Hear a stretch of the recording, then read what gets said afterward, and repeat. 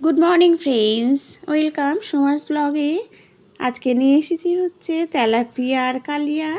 সবাই কিন্তু রুই মাছের খেয়েছেন, কাতলা মাছেরও খেয়েছেন, কিন্তু তেলাপিয়া মাছের ঠিক একটু বড় বড় তেলাপিয়াগুলো কালিয়া করে খাবেন, খুব টেস্ট হয়।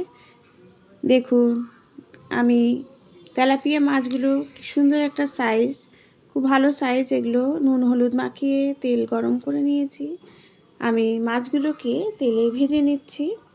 আর প্রত্যেকটা যখন যেই মাছেরই করেন না কেন কালিয়া, সেই মাছগুলো কিন্তু একটু কড়া করে ভাজবেন, তাহলে কালিয়ার টেস্টটাও হয় মাছগুলোর।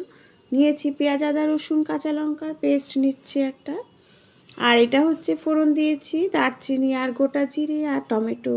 আর যে পেস্টটা নিয়েছি হচ্ছে জিরে, নিয়েছি জিঞ্জার মানে আদা রসুন আর পেঁয়াজ কাঁচা লঙ্কার। এই পেস্টটা আমি দিয়ে দিচ্ছি হচ্ছে।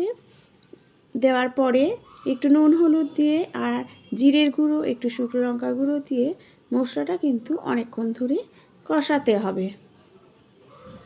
কেমন লাগছে আমার রেসিপিগুলো অবশ্যই কমেন্ট করবেন, আর ফুল ভিডিও দেখার অনুরোধ রইল। আর দেখছেন একটু জল দিয়ে দিলাম। মশলা কিন্তু সবসময় একটু জল দিয়ে অল্প অল্প করে জল দিতে দিতে ভালো করে কষাবেন, যতক্ষণ না কালারটা চেঞ্জ হচ্ছে, তেল ছাড়ছে, ততক্ষণ মশলা কষিয়ে তারপরেই দিয়ে দিচ্ছি হচ্ছে একটু জল, আর মাছগুলো দিয়ে ভালো করে ফুটিয়ে তারপরে যখন দেখবেন যে ঝোলটা একটু টেনে গেছে আর কালিয়াতে ঝোল রাখার কোনো দরকার নেই, বেশ মাখো মাখো হবে, তারপরে দিয়ে দিচ্ছে হচ্ছে একটু গরম মশলার গুঁড়ো। তাহলেই রেডি হয়ে যাবে তেলাপিয়ার কালিয়া। লাস্ট অবধি দেখতে অনুরোধ রইল।